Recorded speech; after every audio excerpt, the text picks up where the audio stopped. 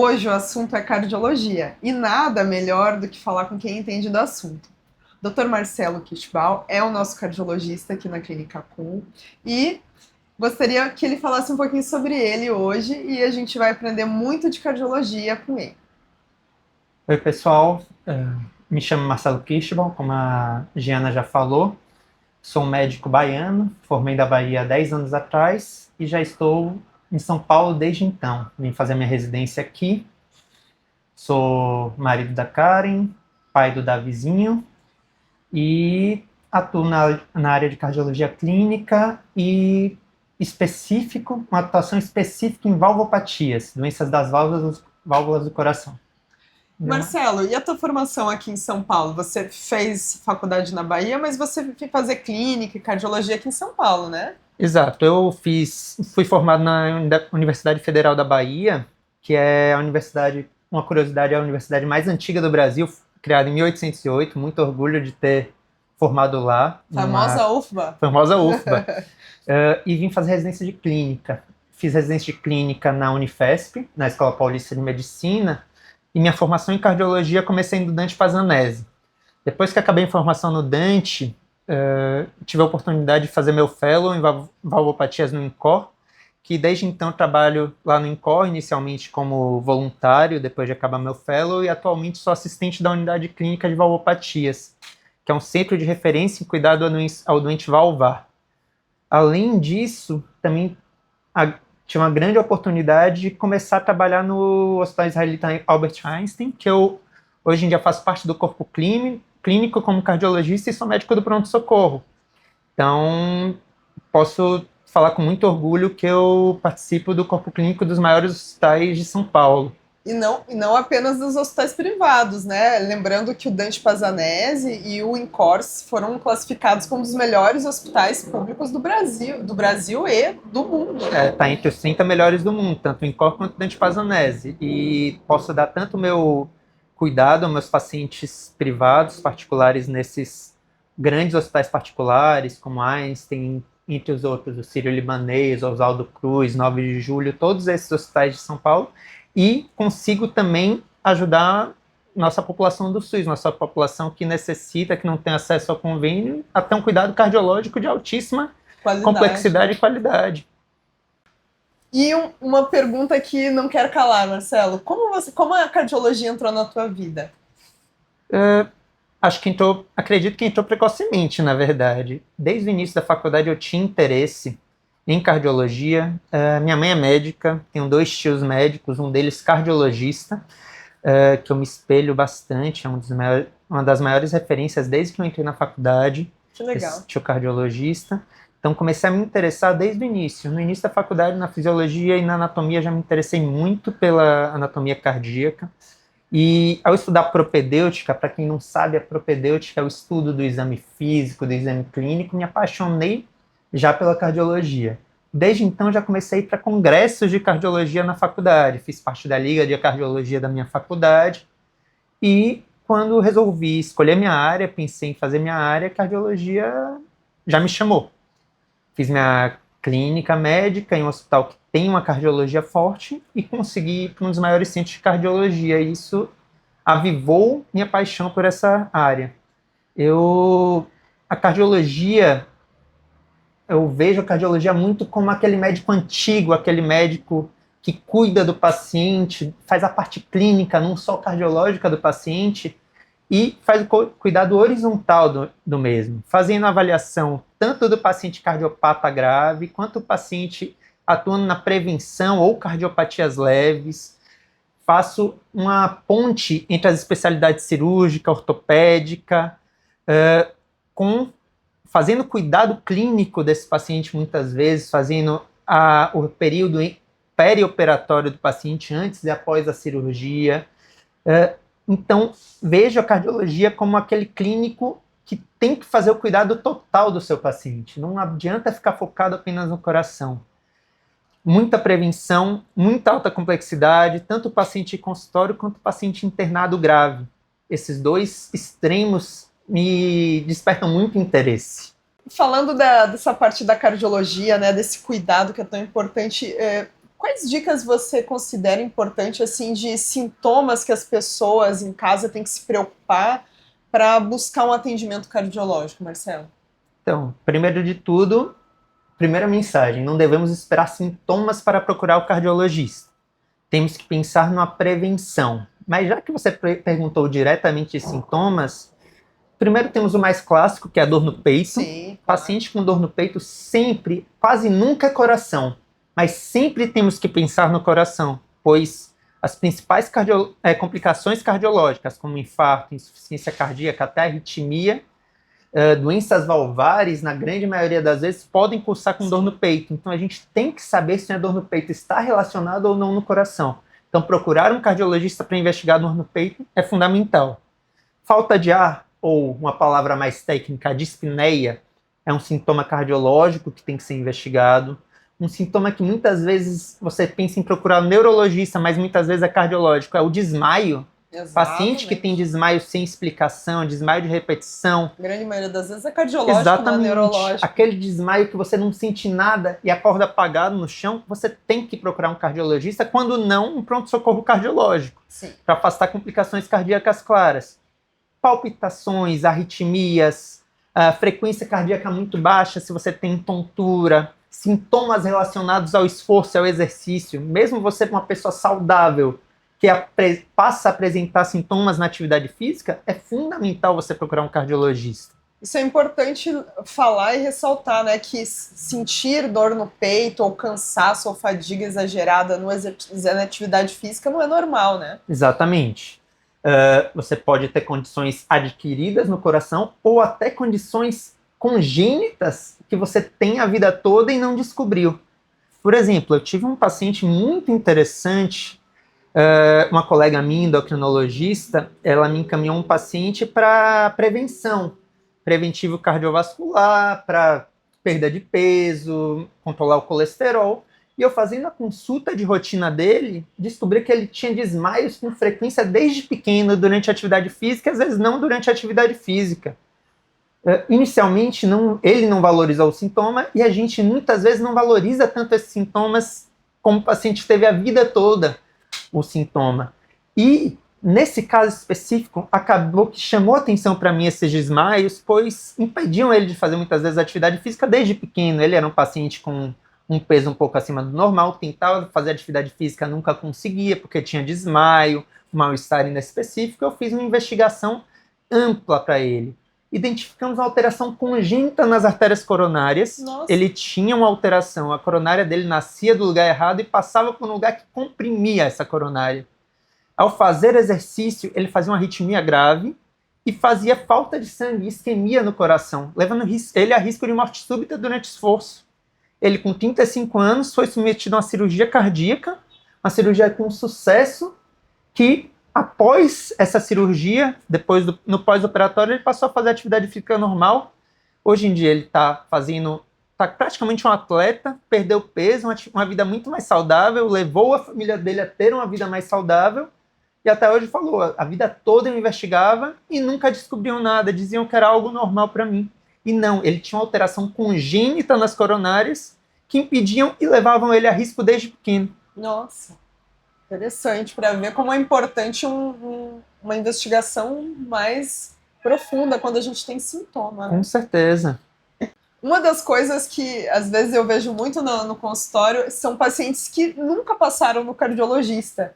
E às vezes vão passar no cardiologista quando a gente vai indicar algum procedimento cirúrgico. E eu gostaria de saber, na tua opinião, qual é a idade ideal para um paciente fazer um check-up cardiológico, não necessariamente só, obviamente, para uma cirurgia, mas qual é a idade ideal para a gente buscar um cardiologista? Diria que talvez não existe o que a gente chama de idade ideal. As diretrizes, principalmente se você for ver as diretrizes da geriatria, as diretrizes de cardiologia, falam muito da idade de 40 anos. 40 anos eu acho mandatório você fazer um check-up anual para pelo menos ver como está a sua parte metabólica, a parte de colesterol, avaliação de pressão, que é fundamental. Eu acho que depois é uma oportunidade de a gente falar também da pressão. Recentemente teve uma alteração das diretrizes de hipertensão que está gerando muitas dúvidas ao paciente. rastreio de diabetes e também rastreio de cardiopatia subclínica. Mas, além disso, eu acredito que um paciente jovem, 20, 25 anos, tem que passar pelo menos uma vez no cardiologista antes de começar uma atividade física mais regular, porque às vezes descobre alterações que levam a risco para ele. Diretrizes de atividade de avaliação de esporte falam pelo menos um eletro antes de indicar uma atividade física. Eu acho que às vezes é bom ter pelo menos um ecocardiograma, um teste ergométrico uma vez na vida antes dos 40 anos, e a partir dos 30, 40 anos, a depender do seu risco, pensando se você tem história familiar positiva, se você já conhece um colesterol alto, já sabe alguma história cardiovascular, você tem que passar com check-ups anuais. É importante você ver a história familiar. Seus pais infartaram cedo, seus avós têm alguma doença cardíaca, irmãos. Às vezes você já é pai e descobre uma doença cardíaca no filho, ou você descobriu, ou você faz uma atividade física mais intensa, você quer ser um atleta frequente, fazer maratona, meia maratona, que hoje isso é muito comum. É fundamental você fazer check-ups periódicos, não só para descobrir doenças precoces, como fazer um melhor preparo da sua capacidade física cardiovascular. Até porque se a gente for falar em atividade, porque esses atletas de finais de semana acabam virando, às vezes, triatletas, Exato. né? E atletas de alta performance precisam uma reserva coronariana e cardiológica adequada. Exato. Né? Ouve falar muito, volta e meia a gente ouve falar daqueles pacientes, daquelas pessoas que estavam correndo a maratona, não tinham nada e de repente sofrem morte súbita. E às vezes com um check-up cardiológico único, com exame simples, você pode reduzir esse risco. Você acha, Marcelo, que esses casos de morte súbita que a gente tem visto, eles muito provavelmente poderiam ser prevenidos por uma avaliação cardiológica adequada? Quase certeza disso, porque as principais causas de morte súbita de um atleta, dependendo da faixa etária, são ou doenças congênitas que aumentam esse risco, ou dependendo de faixa etária um pouco mais avançada falaria 40 45 anos, você pode prevenir sabendo se o paciente tem colesterol alto, se tem diabetes, que são uso de hormônios com muita frequência, que são fatores de risco para a doença, para aterosclerose, ou seja, doença das coronárias precoce, então infarto precoce. Marcelo, falando um pouco sobre esse uso indiscriminado de hormônios que a gente tem visto, quais são os riscos para a saúde cardiovascular usar hormônio, às vezes, sem necessidade, só para ter alta performance na atividade física? Então, essa pergunta eu acho que daria um vídeo de quase 2 horas e não acabaria, com certeza. Mas isso é um problema, na verdade, eu diria que a gente está numa epidemia de pessoas usando hormônio, muitas vezes achando que é com acompanhamento médico adequado, sendo que os riscos de hormônios esteroides, principalmente testosterona e seus derivados, está muito discriminado hoje em dia.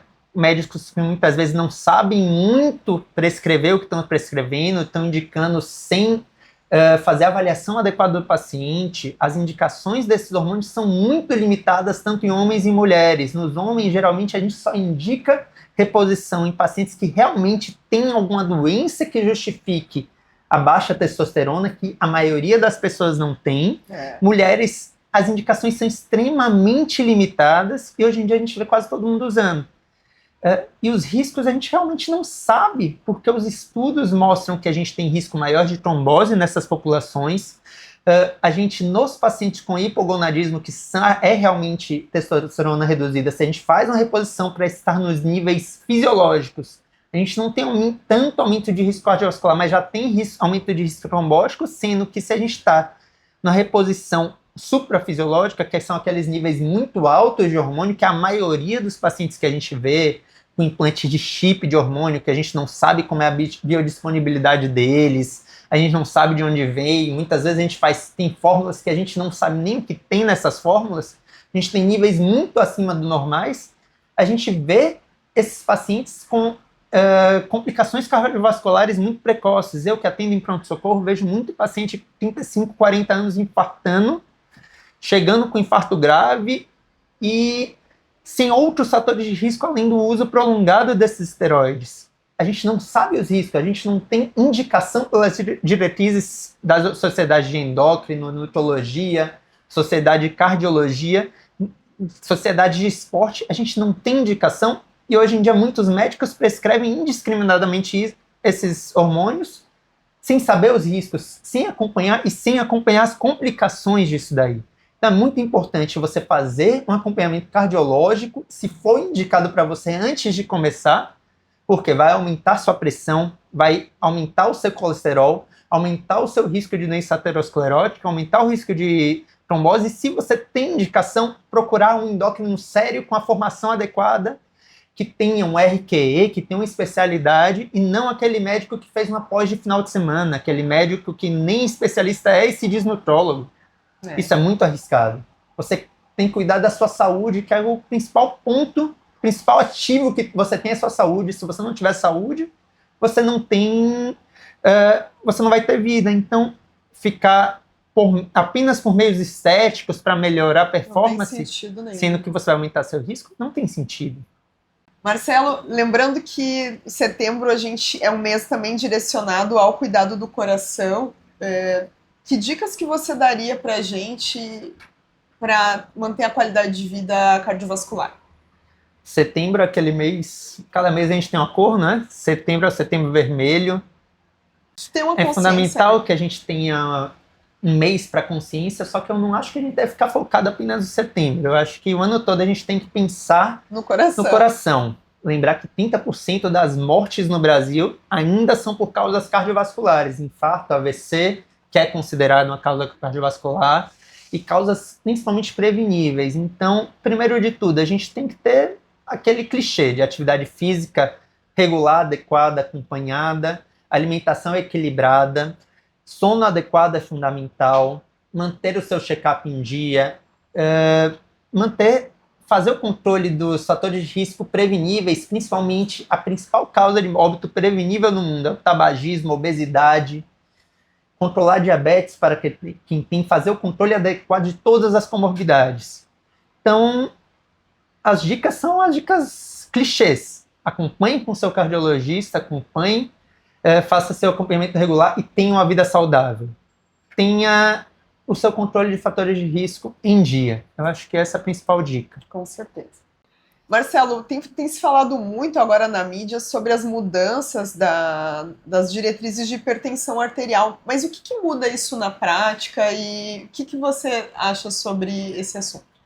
No momento, eu acho oportuno para a gente gravar esse vídeo, que semana passada teve o Congresso Brasileiro de Cardiologia aqui em São Paulo e teve uma das diretrizes mais faladas.